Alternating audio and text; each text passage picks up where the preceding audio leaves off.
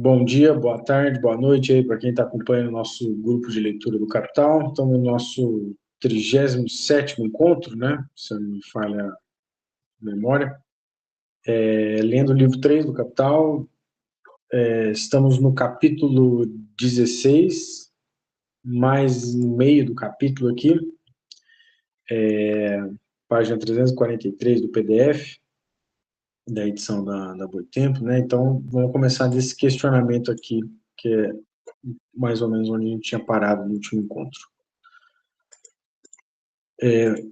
Ora, o que confere ao capital de comércio de mercadorias o caráter de um capital de funcionamento autônomo, enquanto é evidente que nas mãos de todo produtor, que também se encarrega da venda, ele aparece apenas como uma forma particular de seu capital, numa fase particular do processo de reprodução deste último, durante a permanência dele, mesmo na esfera da circulação. Primeiro, o fato de que o capital mercadoria encontrando-se nas mãos de um agente diferente de seu produtor, completa sua transformação definitiva em dinheiro, isto é, sua primeira metamorfose, a função que lhe corresponde ao mercado na qualidade de capital mercadoria, e que essa função do capital mercadoria é mediada pela operação do comerciante, por seus atos de compra e venda, de modo que essa operação se apresenta como uma atividade própria, separada das demais funções do capital industrial, e por isso independente. É uma forma particular da divisão do trabalho, da divisão social do trabalho, de maneira que uma parte da função a ser desempenhada, que, em caso contrário, deveria sê-lo numa fase particular do processo de reprodução do capital, nesse caso, a da circulação, aparece como a função exclusiva de um agente de circulação diferente do produtor. Dessa maneira, portanto, essa atividade particular não apareceria de modo nenhum como a função de um capital particular, diferente e independente do capital industrial implicado em seu processo de reprodução. De fato, ela não aparece como tal, se o comércio de mercadorias é realizado por simples caixeiros viajantes ou outros agentes diretos do capitalista industrial. É preciso, pois, acrescentar a isso outro fator. Segundo, esse novo fator intervém pelo fato de que o agente autônomo de circulação, o comerciante, adianta o capital monetário, entre parênteses, próprio ou emprestado, nessa posição. O que para o capital industrial que se encontra em seu processo de reprodução se apresenta como simplesmente como MD, tal como transformação do capital mercadoria em capital monetário, ou mera venda, apresenta-se para o comerciante como DM de linha, como compra e venda da mesma mercadoria, e por isso como refluxo do capital monetário que se afasta dele na compra e a ele retorna por meio da venda. Para o comerciante, na medida em que desembolsa capital para comprar mercadoria do produtor, DMD, se apresenta sempre como MD, como transformação do capital mercadoria em capital monetário. O que se dá é sempre a primeira metamorfose do capital mercadoria, ainda que para um produtor ou para um capital industrial que se encontra em seu processo de reprodução, o mesmo ato possa se apresentar como DM, isto é, como reconversão do dinheiro em mercadoria, entre parênteses, os meios de produção, ou como segunda fase da metamorfose. Para o produtor têxtil, MD foi a primeira metamorfose, a transformação do capital mercadoria em capital monetário. Para o comerciante, esse ato aparece como DM, transformação de seu capital monetário em capital mercadoria. Se agora ele vende o tecido ao branqueador, esse ato constitui para este último DM, transformação de capital monetário em capital produtivo, ou a segunda metamorfose de seu capital mercadoria. Para o comerciante, tal ato é MD, a venda do tecido que ele comprou. Na verdade, só agora o capital mercadoria produzido pelo fabricante de tecidos foi definitivamente vendido, ou seja, esse DMD do comerciante constitui apenas um processo mediador para o MD entre dois produtores. Ou então, suponhamos que o fabricante têxtil, com uma parte do valor do tecido vendido, compra fio de um comerciante de fios. Isso constitui para ele DM, mas para o comerciante que vende o fio, esse ato se apresenta como MD, revenda do fio. No que diz respeito ao próprio fio como mercadoria, isso representa apenas sua venda definitiva, com a qual ele passa da esfera da circulação à esfera do consumo, MD, a conclusão definitiva de sua primeira metamorfose. É indiferente, nesse caso, se o comerciante compra do capitalista industrial ou vende a ele. O fato é que o DMD do comerciante, o ciclo do capital comercial, expressa aquilo que, com relação ao próprio capital mercadoria, como forma de transição do capital industrial que se reproduz, não é mais que MD, ou seja, a conclusão de sua primeira metamorfose. O DM do capital comercial só é simultaneamente MD para o capitalista industrial, mas não para o capital mercadoria produzido por esse capitalista. Ele é apenas a transição do capital mercadoria das mãos do industrial para as mãos do agente da circulação. Somente o MD do capital comercial é o MD definitivo do capital mercadoria em funcionamento. Tem uma nota de rodapé aqui, vou abrir ela. Uma nota da edição, né, na primeira edição, para este último, alterado de acordo com o manuscrito do Marx. Então, continuando. DMD são apenas dois MD do mesmo capital mercadoria. Duas vendas sucessivas desse capital, que não fazem mais do que mediar sua venda última e definitiva. Desse modo, no capital de comércio de mercadorias, o capital mercadoria assume a forma de um tipo autônomo de capital, e isso pelo fato de que o comerciante adianta capital monetário, que só se valoriza como capital, só funciona como capital na medida em que ele está exclusivamente ocupado em mediar a metamorfose do capital mercadoria, sua função como capital mercadoria, isto é, sua transformação em dinheiro, e o faz mediante compra e venda constante de mercadorias. Essa é a operação exclusiva. Tal atividade mediadora do processo de circulação do capital industrial é a função exclusiva do capital monetário, com o qual opera o comerciante. Mediante essa função, ele converte seu dinheiro em capital monetário. Faz com que seu D maiúsculo, passe pelo processo DMD', e através do mesmo processo converte o capital mercadoria em capital de comércio de mercadorias.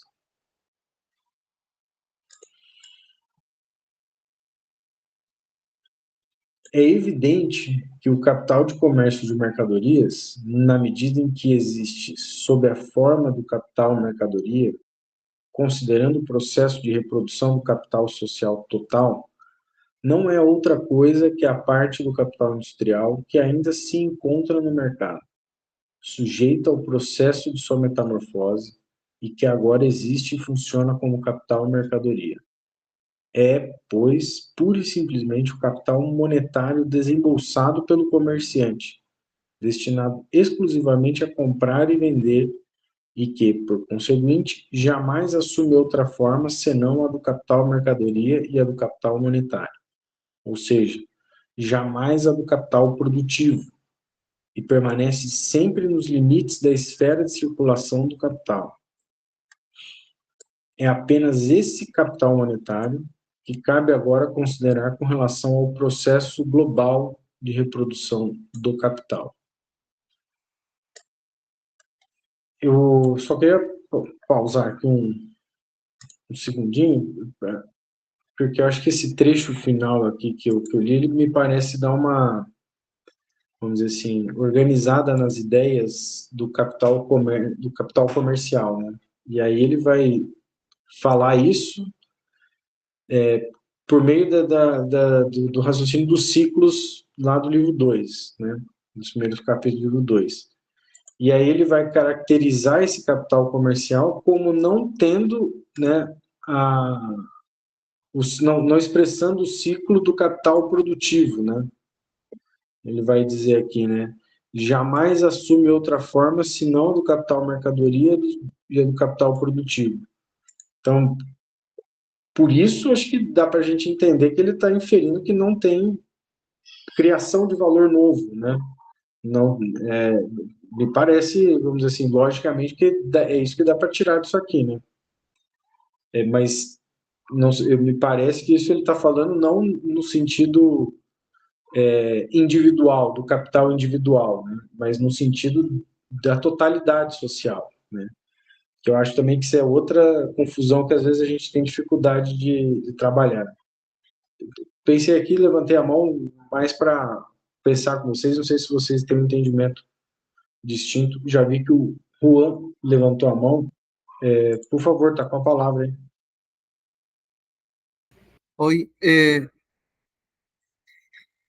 siguiendo la lectura, me di cuenta que efectivamente Marx presenta en un mismo proceso dos caras do valor, entendeu? En el mismo movimiento, Marx nos apresenta as duas caras, duas faces de, en este caso, ¿sí?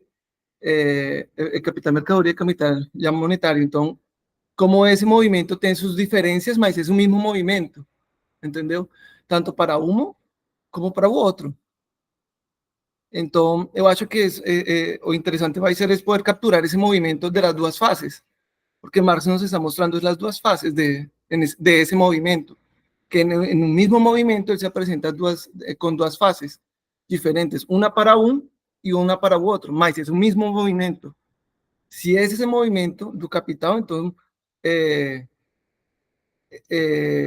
la idea es como identificar entonces que ese valor, ¿sí? Se está valorizando y está creando valor, mas es porque están los dos movimientos, esas dos fases, es un mismo movimiento. Para no tener que entender él de manera separada, disyuntiva, abierta, sino como unidad allí, porque sigue siendo la misma mercadería.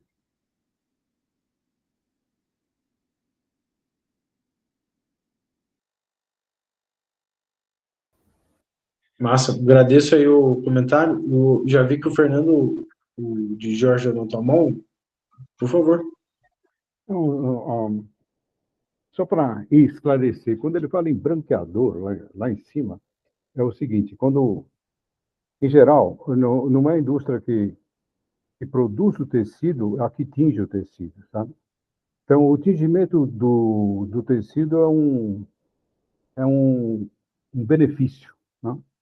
Quer dizer, você pega o brim, você quer colocar o brim azul, vermelho, amarelo, você tem que mandar para alguém fazer isso, e é uma especialidade. Só para a outra coisa é o seguinte: tem uma polêmica aí, que é, como disse o Juan, e como está no texto, o valor quando que ele é realizado?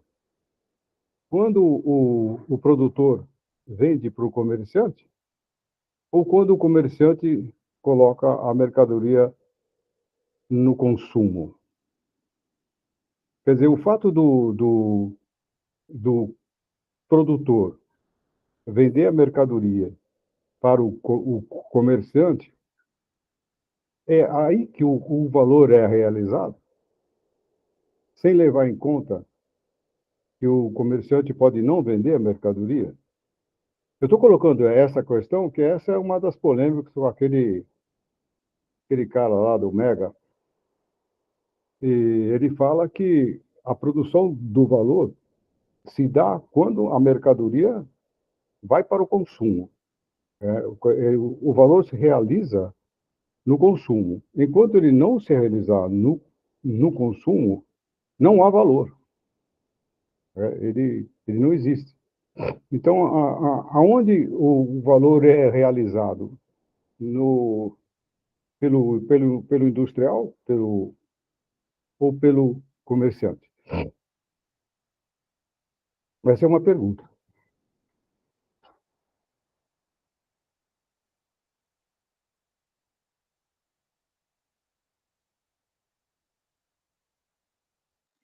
Ô, Arlen, já levantou a mão, é você mesmo. Não, legal, o Fernando trouxe a discussão do Henrich, né? Que para o Henrich o valor só é produzido na troca, né? O trabalho abstrato só se produz na troca. Eu discordo, né? Estou escrevendo um artigo lá para o dossiê justamente de crítica ao Henrich, que para ele, vamos dizer assim, ele torna redundante a teoria do valor-trabalho, né? Que se o trabalho abstrato é o trabalho que produz o valor, e o valor só é produzido na troca, não podendo ser medido, vamos dizer assim, a partir da produção, ele meio que cai numa concepção um pouco circulacionista do valor, né? Eu acho que o Henrich perde aquilo que o Marx chamou de medida imanente, porque ele parte na troca, né, da relação. O valor se dá diretamente com a sua medida externa, não sei se estou me fazendo entender, com o dinheiro. Parece que ele perde essa dimensão do trabalho, e, claro, a teoria dele se propõe a ser uma teoria não substancialista. Mas eu acho que entre a produção do valor e a realização são dois movimentos que são necessários, né? Marx vai dizer que a mercadoria precisa dar o salto mortal dela. Se ela não dá o salto mortal, quem se esborracha é o proprietário. Não é? Mas eu acho que tem uma dimensão na produção que se realiza na circulação. Para o Henrich, não. Para ele, o valor só é possível, vamos dizer, medir, aferir o valor no ato da troca. Eu acho que é uma relação dialética entre a medida imanente do valor, o trabalho, a substância do valor, não naquele sentido físico, mas no sentido social, e a realização desse valor na troca. E aí o artigo que eu estou elaborando está discutindo justamente essa questão. Era isso, só um comentário pela parte da discussão do Fernando. Mas eu acho que nesse primeiro movimento aí, ó, MD, mercadoria, dinheiro, no segundo, né, que já produziu a mercadoria, ela já está valorizada aí. Porque se a gente pega o livro 2, uma peculiaridade do capital comercial é que ele já entra valorizado no ciclo, né? O M lá já está grávido de mais-valia. É isso.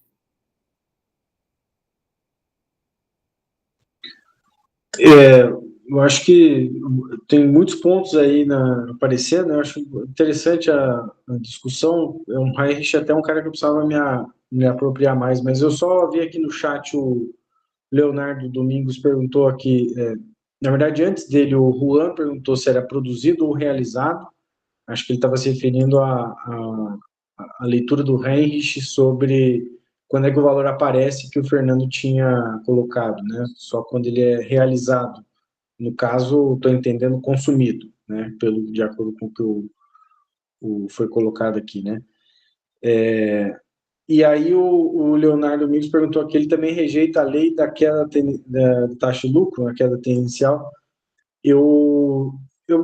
Bom, não sei exatamente o que você está querendo dizer com isso, mas até onde eu sei, eu acho que o Heinrich, ele vai afirmar que não tem no Marx nenhuma teoria, nenhuma lei de tendência da queda da taxa de lucro como uma teoria do colapso estabelecida, né? Não sei se ele, como pesquisador, como marxista, vai se negar, mas me parece que ele vai dizer que não. O Marx mesmo tinha dúvidas quanto a isso e ele vai usar uns manuscritos lá meio obscuro para dizer que o Marx tinha dúvida quanto a isso. E aí eu vi aqui que levantou a mão a Raquel também, que está como grupo de trabalho CEP. Então, aí, a Raquel e depois o Juan também. Vai lá. Acho que o Juan tinha levantado antes. Pode falar aí. Pronto, então cadê o Juan? O Juan está com a palavra. Vale, obrigado. Não, Fernando, desculpa aí, mas acho que você se referiu, foi agilizado na medida de carimbado socialmente, né? Es una pregunta para usted, Fernando. Si es realizado para usted, es la pregunta de que en qué momento es realizado el valor, entonces, en qué momento es carimbado socialmente. O sea, ya estoy, la pregunta, porque eso me lleva a una otra pregunta que es, si es carimbado socialmente lo que usted está preguntando y no producido, como falou Worley, yo puedo identificar inmediatamente que ese salto mortal triplo que va a falar, Marx, va a ser entonces los 3 casos que va a presentar de la transformación del valor de valor de mercado a precios de mercado, ¿sí? Entonces ahí ya mata una charada. La cuestión para mí es, si es realizado, él constantemente se va a realizar, él ya está producido, por tanto va a ser realizado. Ahora, que va a ser realizado en su totalidad allí, no necesariamente puede acontecer, mas va a ser realizado, inclusive en su propia quema, o sea, tojándose a sí mismo. O sea, fique quieto. Si se realiza o no, mas fue producido. Ahora, la realización de él me muestra también que un movimiento no paró, continuó. Entonces no se fixa. Esa era ya dando respuesta. Bom, acho que como ele perguntou, o Fernando, você gostaria de dialogar aí? Não, eu tenho dúvidas em relação a isso, por causa do seguinte, tem um texto do Marx que ele diz que quando é um trabalho sem valor, quer dizer, quando você produz uma mercadoria inútil, né, ela não tem valor, é inútil. Então, o que significa uma mercadoria inútil, né? É aquilo que não foi para o consumo. Pode ser uma das definições. Quer dizer, é aquilo que não presta para nada, né? E o que não presta para nada, em geral, é o que não foi vendido. Portanto, aí o trabalho deixou de ter significado porque a mercadoria é inútil, né? Então, aí não deu salto mortal.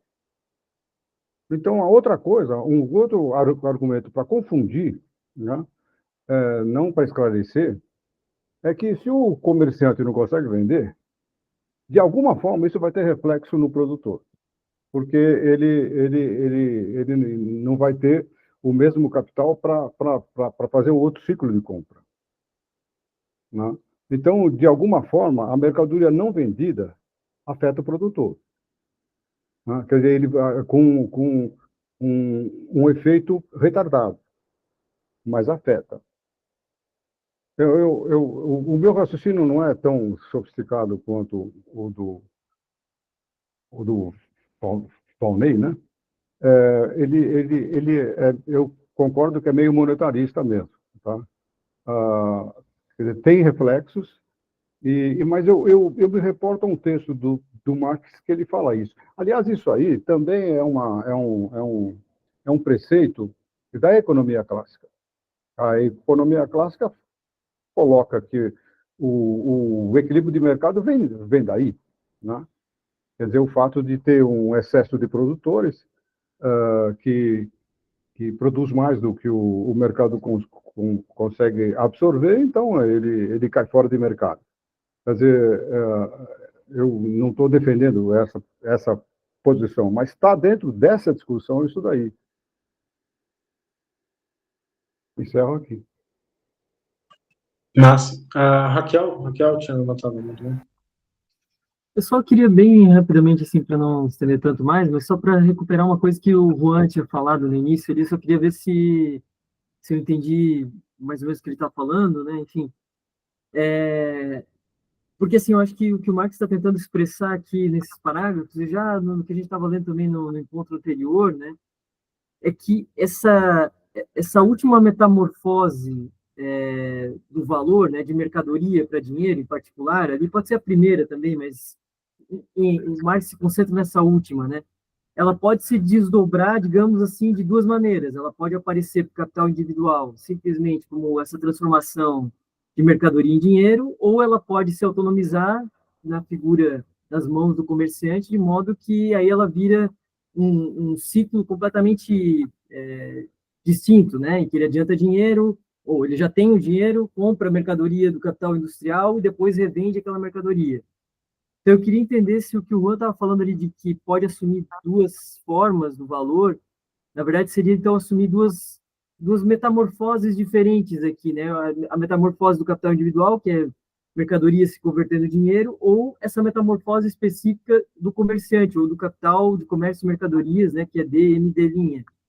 E se for isso, né? O que eu acho que é interessante nessa discussão toda é que, assim, para o capital individual é muito simples saber de onde vem esse lucro, né? Por que esse M' se convertendo em D', né, vai formar um valor excedente, né, em termos monetários. Agora, todo o segredo aqui que o Marx, acho que quer, digamos, desvendar é de onde vem esse lucro comercial, né?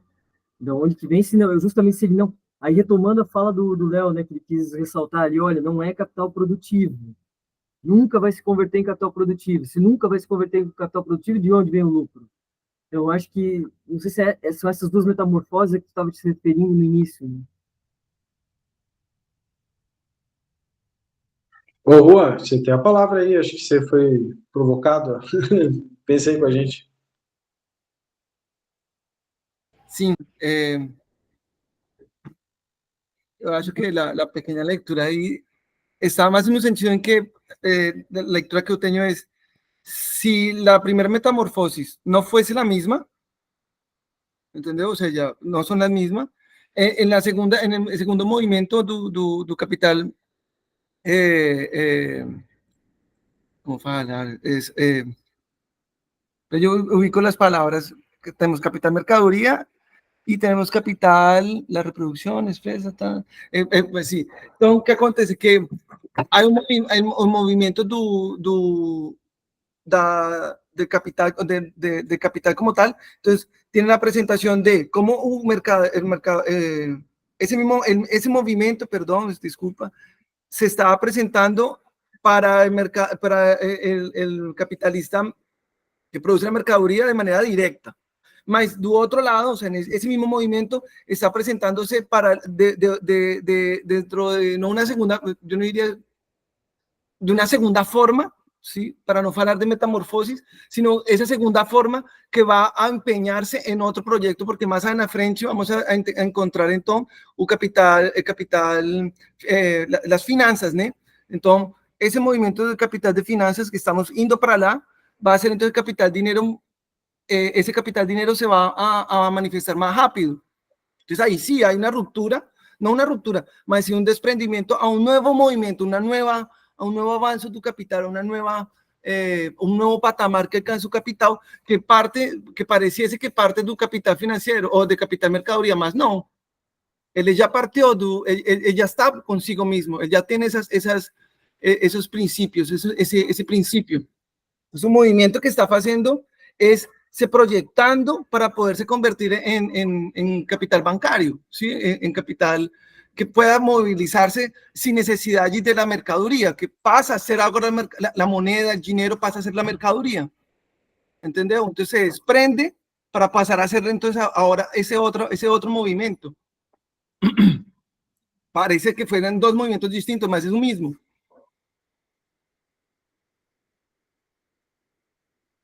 ¿Deu? Sim, sim. Não, legal. Vamos dar uma sequência aqui. Acho que a gente parou, foi tipo aqui, sim? Não, a gente leu isso aqui. Capital monetário, paramos aqui, exatamente. Processo global de reprodução do capital. Então, continuando. Tão logo o produtor, o fabricante de tecidos, tenha vendido suas 30 mil varas ao comerciante por 3 mil unidades monetárias, ele compra com esse dinheiro os meios de produção necessários e, com isso, seu capital reingressa no processo de produção. Seu processo de produção prossegue ininterruptamente. Para ele, operou-se a transformação de sua mercadoria em dinheiro. Para o próprio tecido, como vimos, a transformação ainda não ocorreu. O tecido ainda não foi definitivamente transformado em dinheiro, ainda não entrou como valor de uso nem no consumo produtivo, nem no consumo individual. O comerciante têxtil representa agora, no mercado, o mesmo capital mercadoria que nele originalmente representava o produtor têxtil. Para esse último, o processo da metamorfose foi abreviado, mas apenas para prosseguir nas mãos do comerciante. Se o produtor têxtil tivesse de esperar que seu tecido deixasse efetivamente de ser uma mercadoria, que passasse às mãos de seu último comprador, consumidor produtivo ou individual, seu processo de reprodução se interromperia. Para não interrompê-lo, ele teria de restringir suas operações, converter uma parte menor de seu tecido em fio, carvão, trabalho, etc. Isto é, nos elementos do capital produtivo, conservando como reserva em dinheiro uma parte maior desse capital produtivo. Assim, enquanto uma parte de seu capital se encontrasse no mercado como mercadoria, outra parte poderia dar continuidade ao processo de produção, de modo que, quando essa parte ingressasse no mercado como mercadoria, a outra refluiria em forma de dinheiro. Essa divisão do capital não é suprimida pela ingerência do comerciante. Sem esta última, porém, a parte do capital de circulação existente sob a forma de reserva monetária teria de ser sempre maior do que a parte desse capital ocupada sob a forma de capital produtivo, e a escala da reprodução teria de ser limitada na mesma proporção. Graças à mediação do comerciante, o produtor pode investir constantemente uma parte maior de seu capital no verdadeiro processo de produção, destinando uma parte menor a servir de reserva monetária.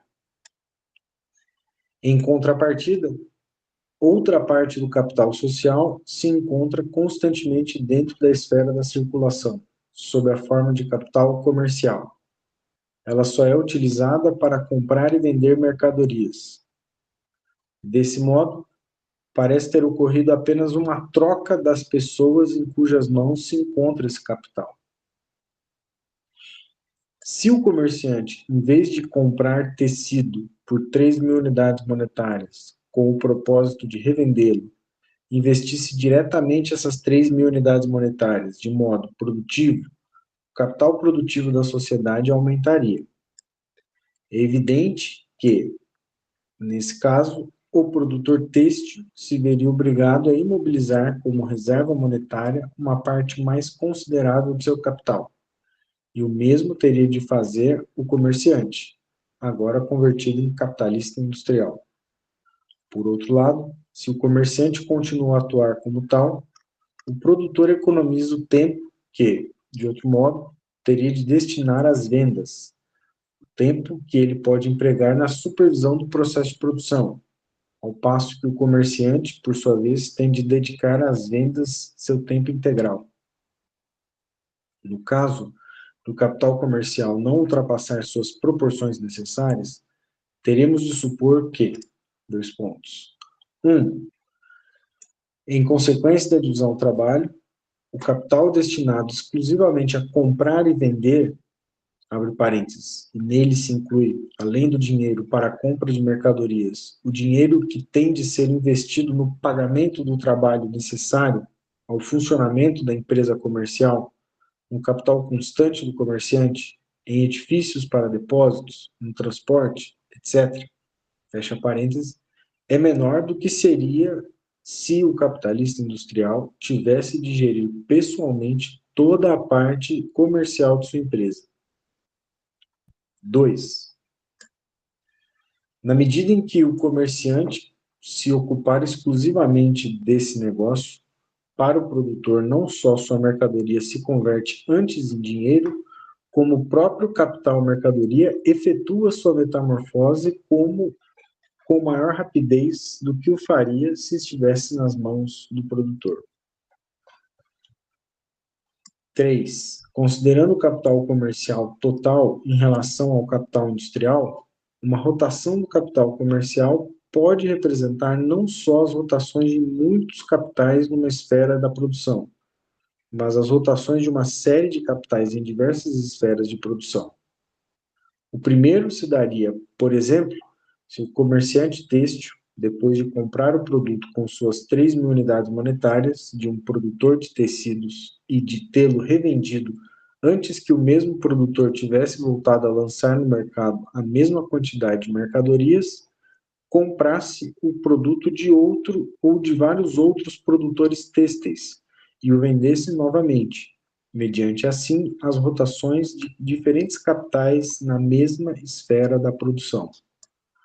O segundo caso se daria se o comerciante, após vender o tecido, comprasse, digamos, seda, promovendo assim a rotação de um capital em outra esfera da produção. Léo, o Fernando tinha levantado a mão aqui. Opa, claro, desculpa, eu não vi aqui, peço desculpa, mas vou fazer essa pausa aqui, agradeço. Vai lá, Fernando. Então, só para dar um exemplo, né? Por exemplo, na indústria de imóveis, quando você vai comprar um móvel, que é um móvel que não é um móvel que está exposto na loja, você precisa adiantar o capital, porque você paga na hora, aí que ele vai produzir. Né? Então, tem indústria que é assim, que ele não faz estoque. Né? Aquele capital que você adianta, é com ele que ele vai comprar matéria-prima, é com ele que ele vai pagar os seus funcionários, e o tempo de entrega demora 30, 45 dias. Né? Por exemplo, se você for fazer um armário embutido na sua casa, você precisa dar um sinal que vai cobrir praticamente todo o custo variável dele, mais as matérias-primas. Né? E talvez ele vai deixar para uma segunda prestação o lucro dele. Então, de acordo com a esfera de produção, as coisas mudam. Na indústria de imóveis, isso aí é claro. Né? Na indústria de imóveis, isso é claro. Você adianta o capital, aí que ele vai produzir. E em outras, sabão em pó, detergente, não. Não é assim. Então, esses artigos de alta rotação, de alto giro, aí não é assim. Ele adianta o capital antes do capital comercial. Né? Mas em outros, não. É o capital comercial que está na frente do capital industrial. Depois tem uma terminologia que o Harvey acha muito ruim, essa de capital industrial, capital produtivo e capital comercial. Capital industrial inclui o capital produtivo e inclui o capital comercial. Quem são relativamente disjuntos é o capital produtivo e o capital comercial, né? Mas ele acha esse termo infeliz, não sei se vocês já viram uma ideia dele. Mas é só para dar um exemplo de que ele fala das diferentes esferas de produção. Ele fala assim, olha, aí esse último caso, ele fala da mesma esfera de produção. A rotação da mercadoria no comércio é diferente da rotação da mercadoria no processo produtivo, a rotação do processo produtivo. Então, ele vai fazer uso de um outro produtor. As coisas não são bem assim, mas funciona como se fosse, porque tem o problema das marcas, né? Bom, é só para fechar o parênteses. Tá? Não, massa. Valeu aí pelo comentário. Eu vou... Não sei se mais alguém aqui levantou a mão, queria fazer um comentário. Acho que só bem brevemente, assim, acho que vai só a pena ressaltar esse pequeno resumo aqui que o Marx faz, né, das três questões, vamos dizer assim, vamos chamar assim, três vantagens dessa autonomização do capital de comércio e mercadorias, né, que diminui essa reserva monetária. Se não existisse, né, essa autonomização, a reserva monetária que o capital individual teria que fazer para vender suas mercadorias seria muito maior, né. Por outro lado, também ali no 2, me parece que está falando também que a velocidade, né, de conversão da mercadoria em dinheiro é muito maior se ela é realizada justamente por um comerciante, ou seja, quando há essa autonomização dessa última metamorfose. Né?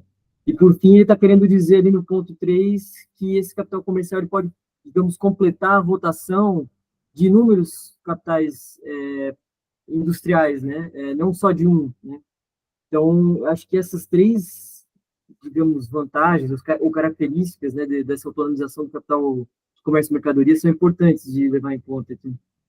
Então, eu queria fazer um comentário em relação a isso. O mundo do Marx era um mundo que tinha, pelo menos, um milionésimo de mercadorias que tem hoje, distinta, né? Quer dizer, então ele fez esse apanhado desses três itens num mundo que tinha um número limitadíssimo de mercadorias. Hoje nós temos uma infinidade de mercadorias distintas entre si. Então a função do comércio mudou completamente em relação àquilo que ele está falando aqui. Ele está falando aqui uma coisa de fundo, né? Quer dizer, olha, o comerciante, o produtor não dá para ele se dedicar à atividade comercial já naquele tempo. Calcule agora, né? Calcule agora com a infinidade de mercadorias distintas que você vê no supermercado. É claro que o capital comercial aumentou tremendamente, né? E a função comercial mudou completamente, né? Quer dizer, ganhou uma importância que na época de Marx não tinha, né?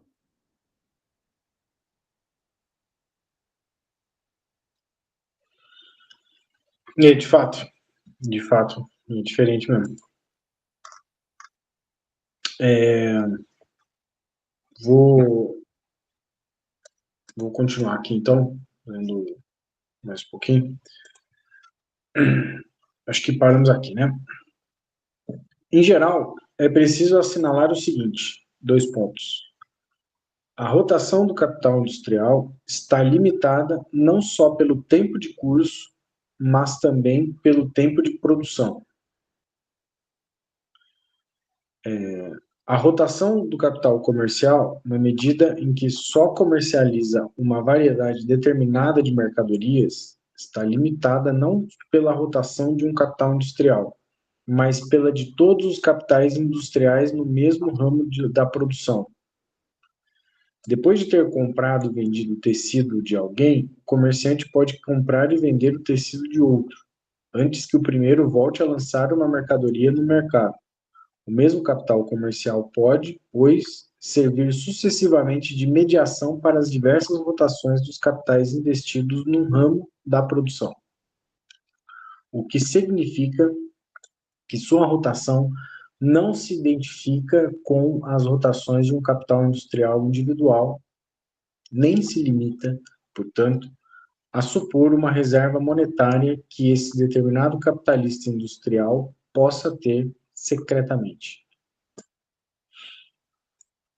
A rotação do capital comercial numa esfera da produção está circunscrita naturalmente aos limites da produção total dessa esfera, mas não aos limites da produção nem pelo tempo de rotação de um determinado capital dentro da mesma esfera, na medida em que esse tempo de rotação está dado pelo tempo de produção. Suponhamos que A forneça, aqui no caso, a empresa A, o capital A, né, forneça, o capitalista A, forneça uma mercadoria que necessite de 3 meses para ser produzida. Depois que esse comerciante já tiver comprado e vendido, digamos, num período de 1 mês, ele poderá comprar e vender o mesmo produto de outro produtor. Ou então, após vender os grãos de um arrendatário, por exemplo, ele poderá, com o mesmo dinheiro, comprar e vender os grãos de outro, etc. A rotação do seu capital está limitada pelo volume de grãos que ele pode comprar e vender sucessivamente em dado intervalo de tempo, por exemplo, 1 ano, ao passo que a rotação do capital do arrendatário, abstraindo do tempo de curso, está limitada pelo tempo de produção, que dura 1 ano. Mas a rotação do mesmo capital comercial pode também mediar as rotações de capitais em diversos ramos da produção. Que o mesmo capital comercial, em diversas rotações, serve para converter sucessivamente em dinheiro diversos capitais de mercadorias, quer dizer, para comprá-los e vendê-los um após o outro, a função que ele desempenha como capital monetário com relação ao capital mercadoria é a mesma que o dinheiro, em geral, desempenha com relação às mercadorias por meio do número de seus cursos num período dado. A rotação do capital comercial não é idêntica à rotação ou a uma única reprodução de um capital industrial da mesma grandeza, mas é, antes, igual à soma das rotações de uma série de capitais desse tipo, seja na mesma esfera da produção, seja em esferas de produção distintas. Quanto mais rápida for a rotação do capital comercial, menor será a parte do capital monetário total que figura como capital comercial. E quanto mais lenta for essa rotação, maior será tal parte. Quanto menos desenvolvida estiver a produção, maior será a soma do capital comercial em relação à soma de todas as mercadorias lançadas na circulação. Porém, menor ela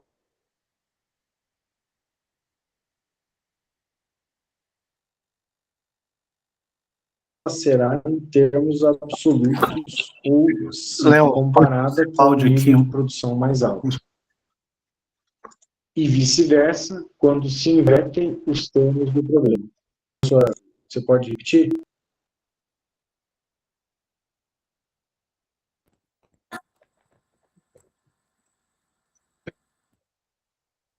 Quem que falou? Eu não capturei na hora. Oi, desculpa, é que deu uma. Você ficou um pouco sem áudio, daí deu uma travada, mas agora acho que já deu uma estabilizada. Vou então retomar aqui a leitura daqui, ó. Pode ser aqui, ó. Quanto mais rápida for a rotação do capital comercial, menor será a parte do capital monetário total que figura como capital comercial. E quanto mais lenta for essa rotação, maior será tal parte. Quanto menos desenvolvida estiver a produção, maior será a soma do capital comercial em relação à soma de todas as mercadorias lançadas na circulação. Porém, menor ela será em termos absolutos, ou se comparada com um nível de produção mais alto. E vice-versa, quando se invertem os termos do problema. Por isso, no modo de produção pouco desenvolvido, a maior parte do capital monetário, propriamente dito, se encontra nas mãos dos comerciantes, cujo patrimônio constitui em face dos outros a riqueza em dinheiro.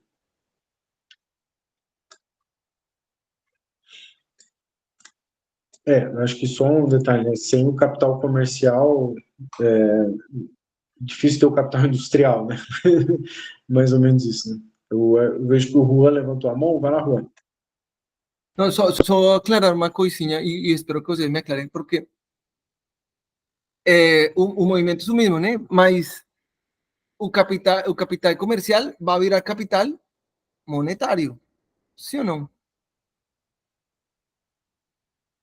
Agora, se o capital monetário vai virar, o sea, se capital comercial vira capital monetário, aí entonces aparece então la relación entre o capital producido, o sea, que se encarga de producir la mercadería, si es mayor, acho que lo interesante, lo importante de ese pedazo, de ese trecho es que si es mayor la producción de mercaderías que o capital comercial, entonces la parte, oye aquí, la parte capital que se está mexendo, capital monetario mexendo, moviéndose, es menor, porque también eso significa también entonces que la producción es más es más demorada o menos productiva, tal.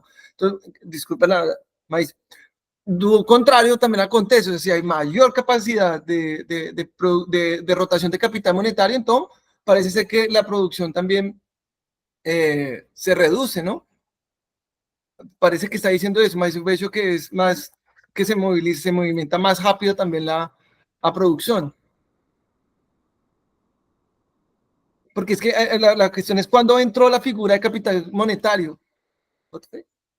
Es más esa. Para poder identificar entonces que ya tenemos tres actores. que uno mismo termina siendo dos, capital comercial, el capital comercial termina siendo el mismo capital monetario. Entonces ahí está parte de la respuesta que me estaba perguntando a companheira. Boto fé?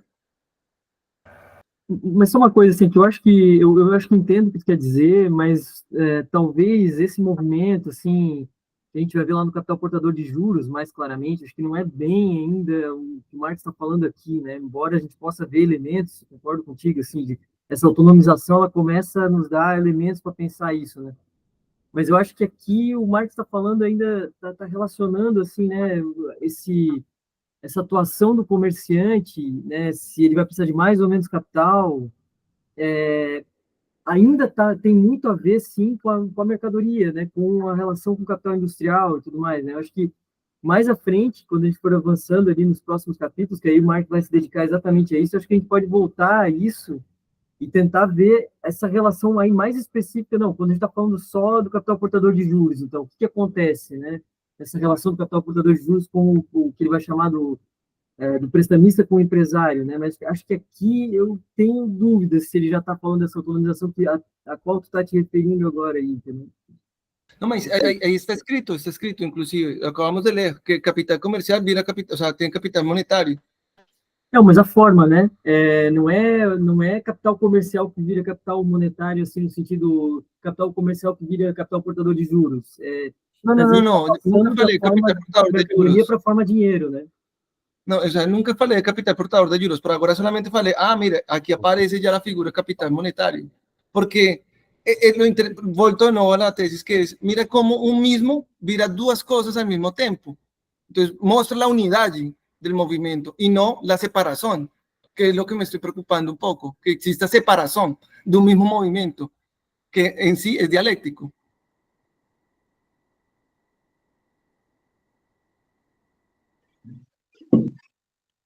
Sim, sim.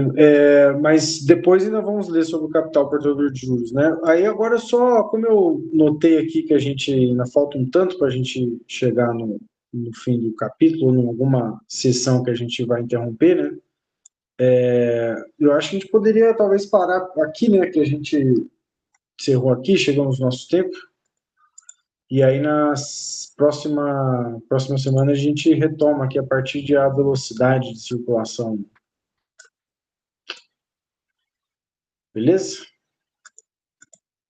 Então, vou pedir para a Raquel pausar a gravação, por favor.